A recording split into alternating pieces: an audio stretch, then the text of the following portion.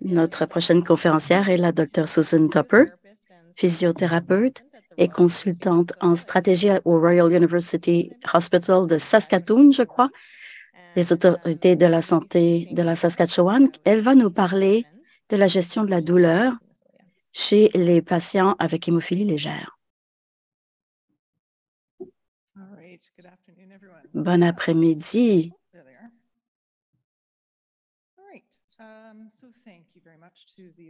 Merci beaucoup au comité organisateur de m'avoir invité à parler de mon sujet favori, la douleur. Voici mes divulgations, financement de recherche pour différents projets. Je suis reconnaissante envers la Saskatchewan Bleeding Disorders Clinic. En 2013, ils ont frappé à ma porte. Pouvez-vous nous aider par rapport à la douleur? Voilà comment cette très belle relation a commencé. Elle se poursuit encore à ce jour. On m'a demandé de vous parler pendant 15-20 minutes de gestion de la douleur.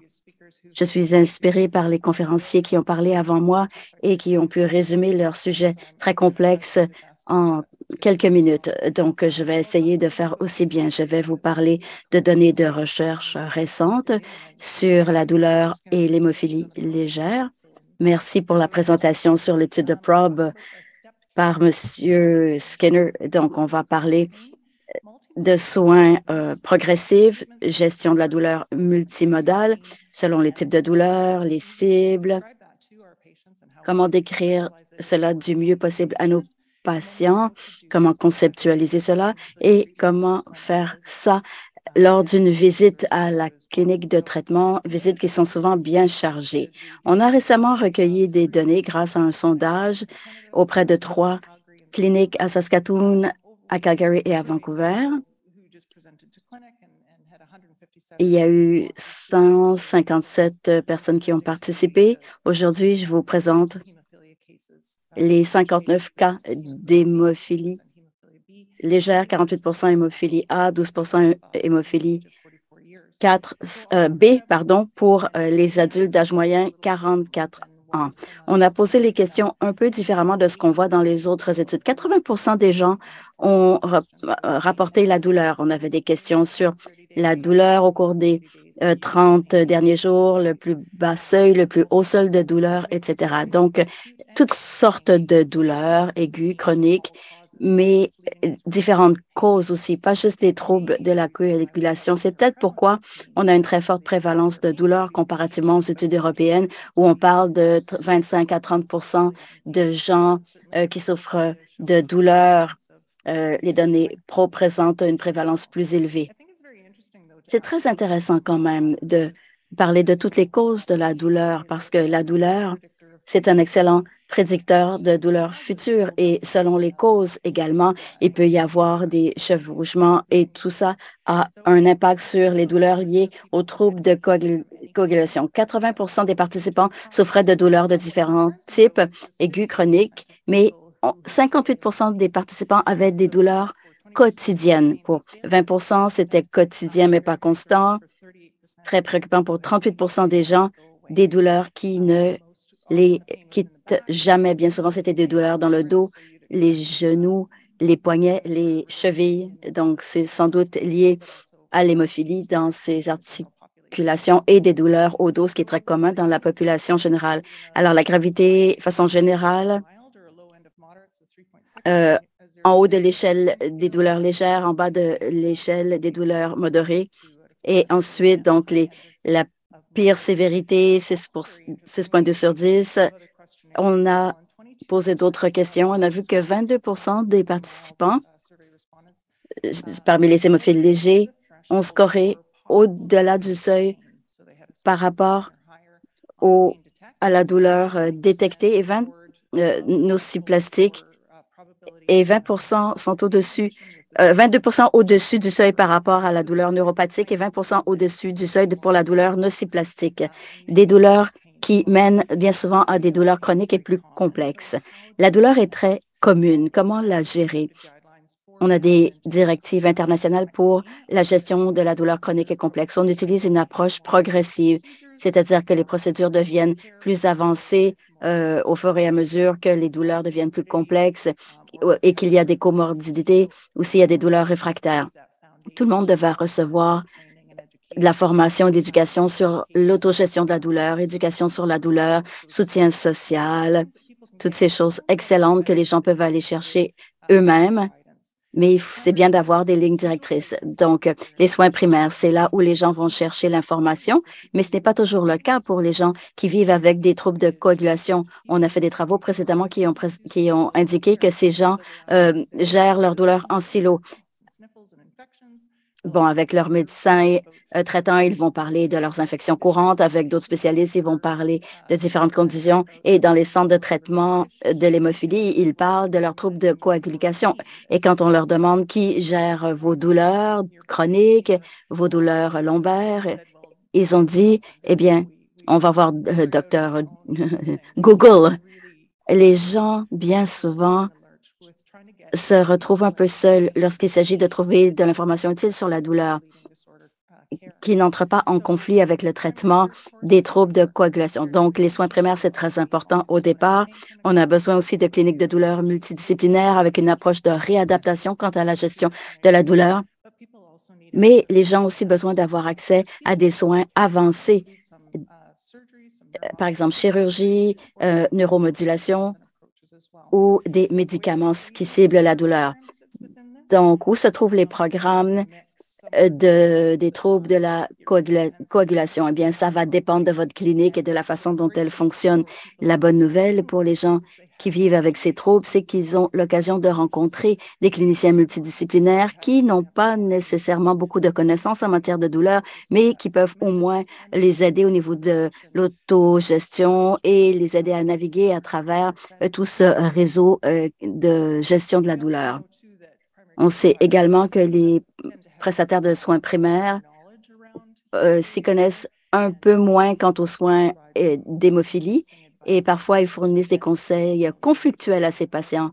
Bon, en général, les pharmaciens vont intervenir ou l'équipe de soins en hémophilie qui vont les guider vers le bon endroit. Donc, les cliniques peuvent aider ces patients au début du processus. Maintenant, si on parle de gestion de douleurs multimodèle, un sujet bien complexe. Je viens de finir une série d'éducation de 13 heures avec mes étudiants à l'Université de la Saskatchewan, mais je vais essayer de tout résumer en 5 minutes. Il y a différents types de douleurs, bien sûr, douleurs aiguës, chroniques, mais ce sont des catégories qui ne veulent rien dire en fonction de cette marque générale ambiguë, douleurs aiguës qui vont jusqu'à 3 mois, et puis à 3 mois et un jour, on parle de douleurs chroniques. Eh bien, le type de douleur compte aussi le mécanisme neurophysiologique de la douleur. Tout cela est présent dès le départ. Vous n'avez pas besoin d'attendre de 3 mois avant de vous dire ce n'est pas une douleur aiguë. Il y a 3 types de mécanismes neurophysiologiques, bien souvent qui se chevauchent. Donc, les gens ont souvent plus d'un type de douleur, parfois les 3 types, surtout s'ils ont des douleurs chroniques. Donc, douleur nociceptive, c'est la bonne douleur, si l'on veut, la douleur qui réagit au fur et à mesure que les tissus guéris, eh bien, la douleur se résorbe. Ça peut être dans le système musculo-squelettique, dans les viscères également. Donc, ça peut inclure des pressions mécaniques, de l'inflammation, des blessures, des incisions chirurgicales, ce genre de choses. C'est ce qu'on appelle les douleurs neuroceptives. Ensuite, les blessures, les maladies des nerfs, ça, c'est la douleur neuropathique. Et quand il y a des problèmes prolongés au niveau des articulations, ça peut arriver. Même si vous avez un remplacement de la hanche, 30 des gens vont continuer à souffrir de douleurs neuropathiques prolongées dans l'articulation remplacée. Donc, le tissu est parti, la douleur nociceptive est partie parce que l'articulation n'est plus là, mais il y a quand même des changements au niveau du système nerveux qui perpétuent la douleur. Ensuite, la douleur nociplastique, c'est lié à des changements du fonctionnement du système nerveux central qui traite l'information, par exemple la fibromyalgie, les migraines. C'est une douleur nociplastique avec un élément nociplastique. La douleur lombaire idiopathique, il y a un élément nociplastique là aussi. Donc, plus la douleur est complexe, plus elle est étendue, plus ça risque d'être une douleur nociplastique qui est plus difficile à traiter.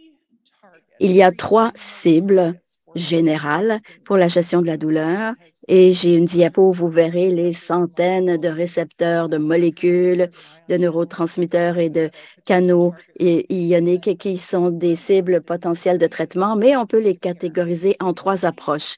On peut changer les influx sensoriels nociceptiques. Donc, changement au niveau de la transduction et de la transmission. Il y a des médicaments, mais il y a d'autres traitements qui ne sont pas basés sur la médication. Par exemple, la prise de mouvement avec un physiothérapeute ou des massages musculaires, ça peut réduire la douleur nociceptive et donc la transduction et la transmission au niveau des nerfs. Deuxième cible, c'est une perspective descendante. Donc, on peut changer la perception de la douleur. On peut réduire la valeur de la menace de la douleur, de l'expérience de la douleur, ce qui est un sujet vraiment intéressant pour les gens qui ont des troubles de coagulation. Pour quelqu'un qui a été dans un accident de voiture et, bon, la blessure va guérir, OK, mais le traitement pour réduire la valeur de menace est différente parce que la personne n'a plus besoin d'être vigilante par rapport aux menaces. Mais pour les gens qui ont des troubles de la coagulation, ces gens doivent maintenir ce niveau de vigilance, être attentif. Est-ce que c'est un segment? Est-ce que ce n'est pas un segment? Et bien sûr, les nouvelles thérapies. Bon, avant, c'était simplement les facteurs. On présume que c'est un segment, donc on utilise les facteurs d'abord et avant tout, mais ça a changé et on verra l'impact que cela a sur la valeur de la menace de la douleur. Il y a des traitements psychologiques, bon, des médicaments également qui ont un effet là-dessus, les opioïdes, le cannabis et différents types de médicaments. Ça peut réduire. Donc, on a les mécanismes d'inhibition endogènes, mais les traitements psychologiques font cela, par exemple, la pleine conscience, la respiration, la thérapie corps-esprit comme le yoga. On a l'inhibition endogène ici qui entre en jeu. La troisième cible, c'est le changement au niveau de sensibilité de base du système nerveux central, changer les patterns de neuroconnectivité, comment ils interagissent au niveau cérébral, rééquilibrer le réseau de mode par défaut. Et on peut changer donc ce niveau de base de la sensibilité, par exemple, améliorer la qualité du sommeil, avoir une activité physique régulière, et des thérapies cognitivo, ainsi que des médicaments, des antidépresseurs et des traitements avec ou sans médicaments qui peuvent aider. Je vous présenterai une diapo là-dessus. Donc, tout cela peut agir sur ces 3 cibles.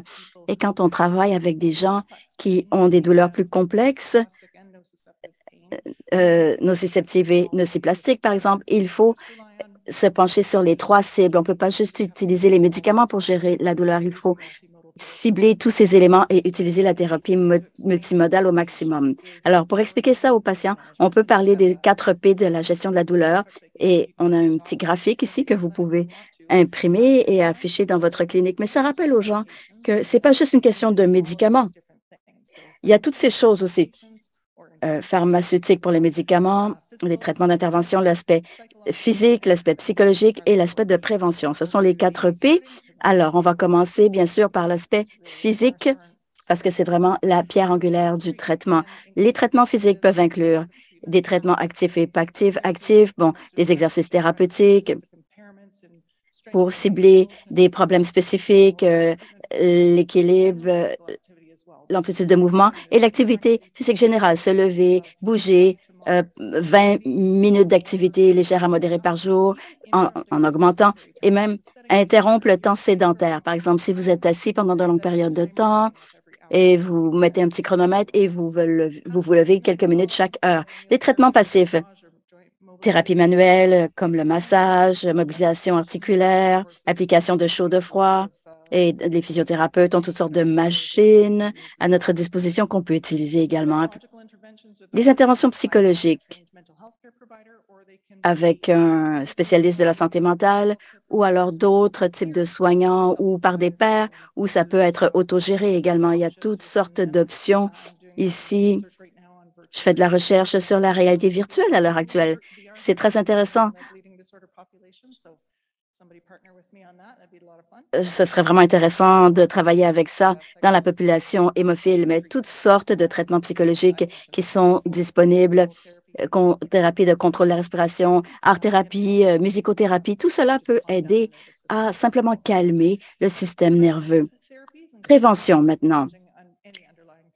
Gérer toutes conditions sous-jacentes, toutes les comorbidités, traitement de facteurs de remplacement, protection des articulations aussi, avec des orthèses, des attelles, des orthèses, des chaussures orthopédiques, avoir par exemple un bon matelas, un bon atelier, être bien assis à sa station, modification des activités de la vie courante, le type d'activité par exemple que les gens font, ça peut être intéressant de les observer. Et puis les interventions pharmaceutiques. Je n'ai pas ici dressé la liste de tous les médicaments qui existent pour la gestion de la douleur. Il y en a beaucoup.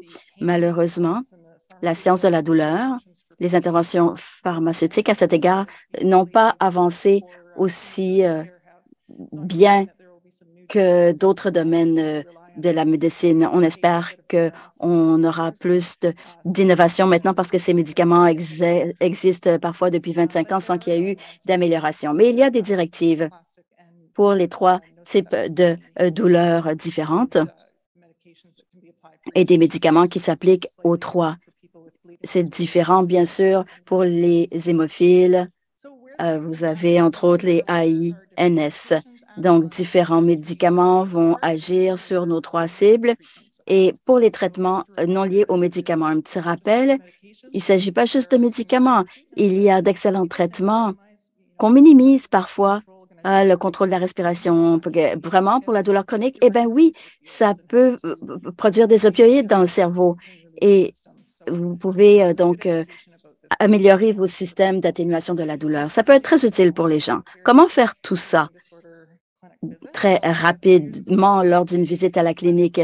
On a développé il y a quelque temps un questionnaire de planification du traitement de la douleur. J'ai ça sur mon site Web. C'est un document PDF de 2 pages et sur mon RCTC, c'est un peu plus long. Mais dans ce questionnaire sur la douleur, bon, à la page 2, vous avez la liste de traitements possibles dans les 4 P et il y a des questions par rapport à l'efficacité de ces traitements. Donc, les patients peuvent remplir ça à la maison ou dans la salle d'attente de la clinique. Vous pouvez en parler avec eux dans le cabinet et les aider à explorer les ressources éducatives ou autres. Peut-être même que dans vos propres cliniques, vous pouvez faire ça. Récemment, en Saskatchewan, on a élaboré une voie de la douleur chronique. On a une version pour les soignants et on a une version pour les patients avec des liens vers toutes sortes d'options de traitement où les gens peuvent trouver de l'aide avec le 4P. Il est possible aussi de créer une version pour les personnes qui souffrent de troubles de la coagulation parce qu'il y a beaucoup de liens de ressources qui peuvent être localisés. Voici une autre belle ressource. L'ACMTS a vraiment de belles ressources, 2 résumés basés sur des données probantes publiées en 2015. Bien sûr, c'est maintenant assez désuet, il faut que ça soit mis à jour. Et puis, il y a d'autres belles ressources avec le Center of Effective Practice. Pain Canada, c'est une autre très belle ressource. Pain Canada ou Douleur Canada a un programme de formation qui s'appelle... Ah, il me reste 2 minutes. Parfait, je vais finir juste à temps. Vous pouvez venir me chercher si je prends du retard. Donc, il y a un programme qui s'appelle Making Sense of Pain et c'est un programme facilité de formation sur une période de 10 semaines et ça peut être adapté à différentes populations. Par exemple, il y a des versions pour les Autochtones, enfin les différentes nations autochtones, d'autres versions pour la communauté LGBTQ2+, les adultes plus âgés. Donc, ça peut vraiment être adapté à différentes populations. Mais il n'y a pas encore une version pour la population avec trouble de la coagulation. Ça pourra se faire et possiblement offert dans les cliniques. Voilà, j'ai terminé. Peut-être qu'il me restait 30 secondes.